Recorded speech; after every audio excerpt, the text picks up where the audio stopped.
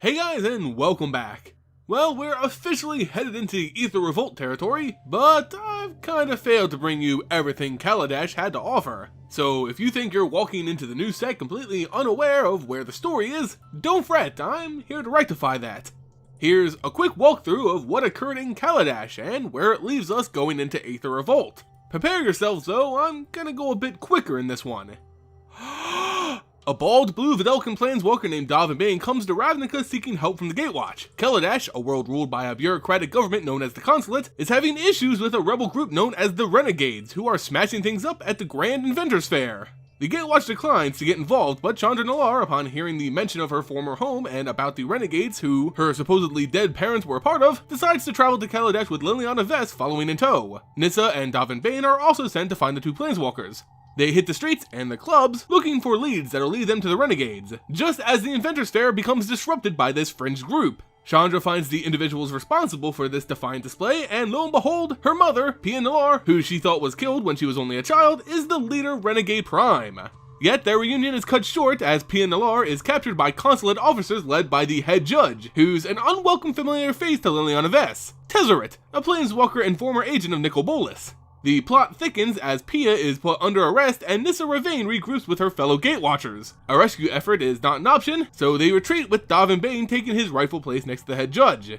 Chandra is crying fire as they plan their next move, bumping into an old, literally, friend of the Nalaar family, Miss Pashiri. Using her extensive contacts with some of the noble ether born of Kaladesh, the group tracks down where Pia Nalaar is imprisoned, while Liliana Vess runs off to do her own thing. This information proves useful, but soon, the three lovely ladies find themselves ensnared in an elaborate trap set by the dastardly Baral. A man consumed by pride and personal glory, Baral was the officer who originally pursued Chandra and her parents so many years ago, leading to their supposed death and Chandra's eventual failed execution. Baral was burned and robbed of his vanity when Chandra planeswalked for the first time. Now, looking and acting like Freddy Krueger, he still holds a grudge against the Nalaars.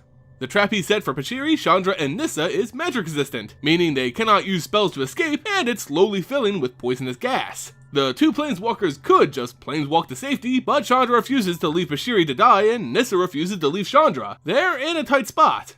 Enter stage left the Leonin planeswalker Ajani Goldmane, who had been living with grandmother Pashiri on Kaladesh for some time as they tracked the movements of Tezzeret. Using his superior sense of smell and tracking skills, he finds his lost friend trapped with two strangers, deciding to break them all free without killing a single guard.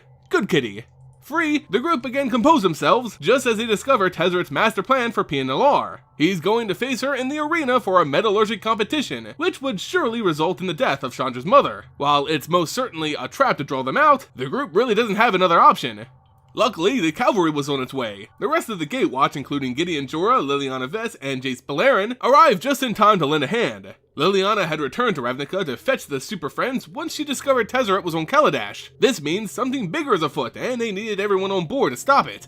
Come the day of the grand expedition, which pitted Renegade Prime against the head judge, the crowd was pumped and ready for justice. The match begins, and immediately Pia Nalaar realizes she's at a disadvantage, having been supplied with only basic materials as Tezzeret was given a huge arsenal. Her skills in quicksmithing were unparalleled, rivaling even Tezzeret, but there was no way she was walking out of this arena alive.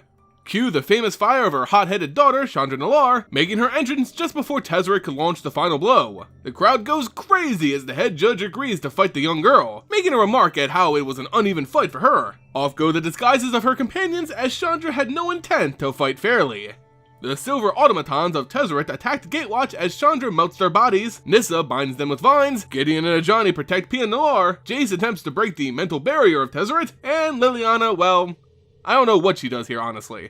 This is clearly a fight Tezzeret cannot win, but he also doesn't intend to. A skyship shows up and whisks him away as a commotion breaks out throughout the arena. The consulate was confiscating their inventions. Everything at the Inventors Fair was now under Tezzeret's control. This was his plan all along, and this fight, merely a distraction. The brilliant inventor and planeswalker Saheeli Ray shows up and explains how everything's gone, including her friend Rashmi and her groundbreaking portal device. Tezzeret now has the material he needs to build something of truly epic proportions, but we still don't know its purpose. Yet, he still plays this off as the will of the consulate to protect the people, charging Bane with restoring order and compliance. What happens next will lead us into Aether Revolt.